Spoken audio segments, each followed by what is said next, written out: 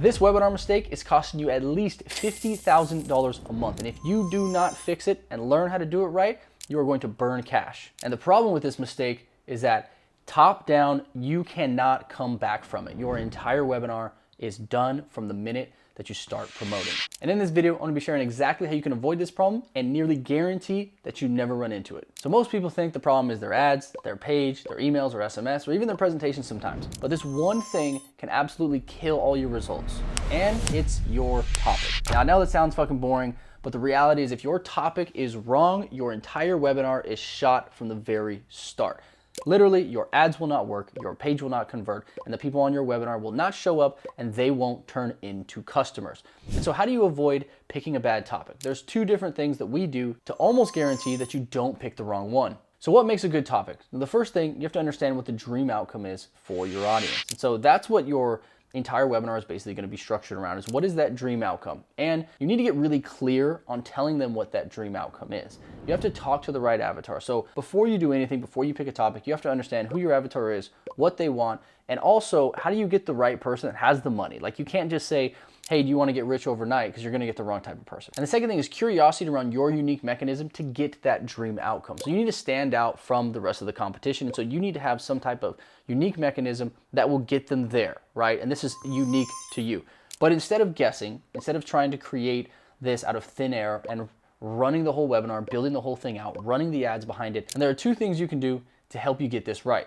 So the first thing that you're going to do is an organic strategy. Now, most of you watching this probably have a little bit of organic presence because you're like a coach or consultant. And so with your organic presence, you have an audience. And that audience is typically buying from you, liking your posts, watching your stuff. And so the first thing that is almost guaranteed to work is to just ask your audience, right? I don't know why more people don't do this. It's like one of the things that people just go and they guess and they try to figure out what they want. Like, just ask them, right? And so the simplest thing is what we usually recommend for clients who are going to do their first webinar is we say, first, just put up a story, right? And make it like a 3-section story where the first one is, hey, I've got a lot of questions about, X, Y, and Z, what we do. I considered doing a free event. What would you like to learn, right? And on Instagram, you can have those little polls, right? And so you got a poll and you asked 3 or 4 different headlines that you are considering that people want the most. Now, this is going to be something that you have to figure out, at least the first 4. Ask AI if you need to. But those 4, you're just basically going to say, how to get X outcome with X method. So one of the things is 1, outcome with USP, right? Number 2, this is your personal case study, right? So your personal case study is really important because it shows credibility. Like, hey, this is how I made $100,000 in 30 days doing X, Y, and Z, right? And so if you can have some kind of cool personal case study with whatever you did, obviously you have to have a case study for the most part if you're going to coach somebody, right? Because they have to trust you. But do your personal case study. And the other 3 and 4, you can throw in any kind of like wild card that you feel is like a good headline that you can teach them, right? And so most of the time as a coach, you have like one specific thing that you typically will teach somebody, but it's the rewrapper that's really going to grab somebody's attention, hit certain pain points. So throw pain points in there, throw that dream outcome in there, and then let your audience vote on it.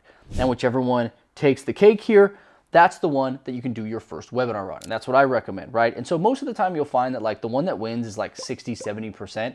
And you're gonna honestly sometimes be shocked that that one won, right? And what we also do in this strategy is, this is also a lead generation tool. And so on the next slide after this, you'll basically have something that says, hey, if what you want to learn isn't listed, I'd love to hear, shoot me a DM with a couple ideas. Guess what you do? You add in some DMs, right? And so now you've got people shooting you DMs, and now you start conversations with these people, right? And so not only are you going to get an idea of the topic, but you're also going to get these people sending you some DMs, and you're actually going to start generating some leads out of this strategy. Now, this is an organic strategy. The difference between organic and paid, vastly different, right?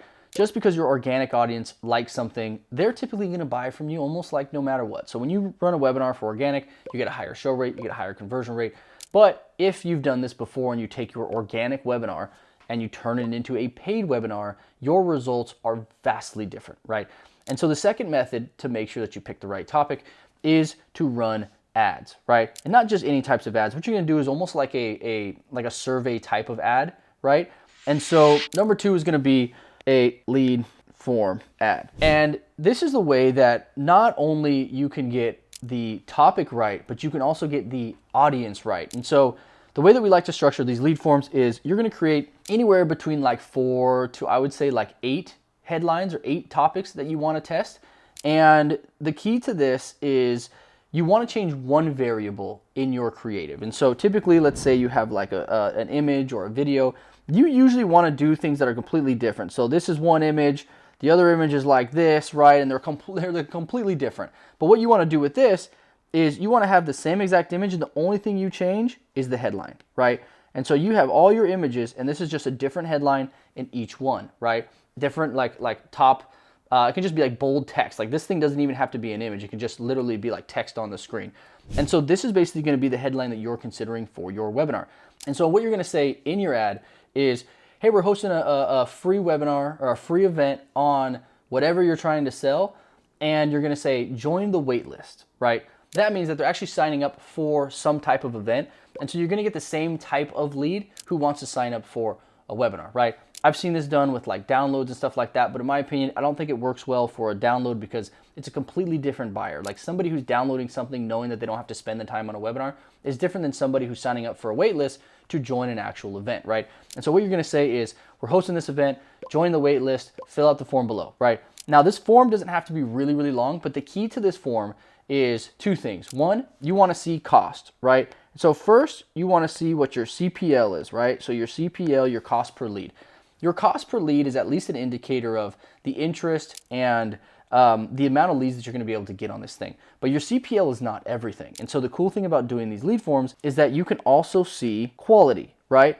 And if you can see quality, that allows you to combine cost per lead and quality together to determine which one is best. And so the way that this works is basically on your form, you obviously, you have your headline, you have your like your name, email. You don't even need a phone. Like I would probably try to make this as easy as possible. I wouldn't add the phone, to be honest, like unless you have setter team that's going to reach out to them, but I would not even add the phone because the purpose of this is just to get volume and get quality. Then you're going to add 1, 2, 3 questions. Those questions are going to give you more clarity on who this is. So let's say, for example, you're like doing real estate investing. And so you're going to ask basically like properties, right? So how many properties do you have? You're going to have like multiple choice questions so it's easy for them to fill out.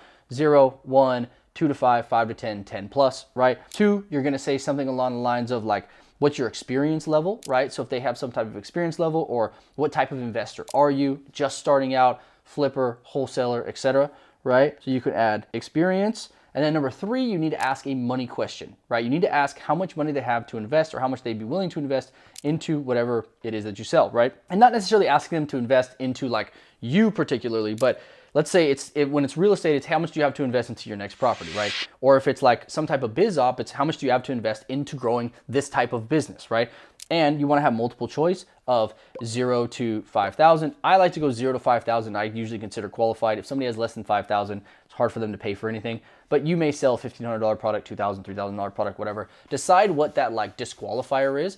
And then you put like a range basically, right? So it's 0 to 5, 5 to 10, 10 to 20, 20 plus. That can just be as easy as that. And so what this allows you to do, so this part right here is money, what this allows you to do is not only get a CPL, but you can see the quality of lead that comes in. And then you're going to determine what like your lead score is essentially. So if you have somebody that, they have properties, so let's say they have like 2 to 5 properties, they say that they're experienced, or they're like, let's say they're a buy and hold investor, meaning that like they hold for like the long term. Those are usually like really, really good types of clients. And they say they have 20K plus. Well, that's a good lead, right? And so you're going to want to see what is all the data that's showing you for each one of these. And then you want to combine the cost per lead. So what you don't want to do is you don't want to find somebody who essentially like really, really cheap and broke, or really, really, really expensive and like the perfect lead, right? Now, being really expensive and the perfect lead is fine if you sell like a higher ticket product, but what you're going to want to find is kind of like that middle ground. So you're going to want to find cost, and that cost typically with these will range between like $5 to like $10. If you go above $10, you're going to spend a little bit, you're going to spend kind of a lot to like kind of figure this out. Like you want to spend, I'd say at least 500, but you don't want to go over $1,000 to kind of figure this out. The cost is about $5 to $10 plus you want quality. Now by your standards, you want to figure out what that quality is. Me personally, I almost always pay attention, just like the money question. Like as long as they say that they have money, and then from that, you're going to choose whichever one is the best option to run your webinar, right? And so when you combine this one right here, you hear from your audience, from your organic audience. Now you combine here, when you come down to paid, you can now figure out what your cold audience, the outside world is interested in. People that don't know who you are is interested in. And this right here, like I said, almost nearly guarantees that you don't at least flop on your webinar, right? The goal here is to figure out the topic that is gonna drive the best amount of people and the best quality people, but then you're always gonna be optimizing. This isn't something that the first webinar, just because you did this, it's gonna you're gonna knock it out of the park, right?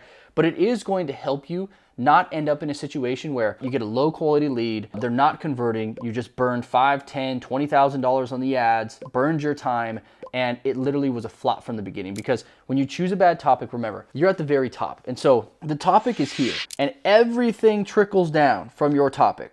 Like your topic literally is everything. Your ads are built off your topic, your page is built off your topic, your emails are built off your topic, your presentation is built off your topic. Like your topic is everything. And I know that this sounds boring or like obvious, but the amount of times that I've seen people pick the wrong topic, or dude, I've even done this. Like I've picked the wrong topic for a client, and we went from a webinar that we did a couple months ago that absolutely crushed it to a webinar that just tanked. And it's like, I ran the same types of ads, like I did the same types of scripting, the same formats, and it didn't work. And the difference is your topic. Your topic can make or break a webinar. Your topic can make or break the lead quality. Every topic is different, and you need to figure out which one is best for your business. So if you're running webinars and you are banging your head against the wall and you cannot figure it out, you're changing your ads, you're changing your page, you're changing your presentation, I can almost bet that your topic will change everything. So if you enjoyed the video, take this, test it out, and I'll see you next time.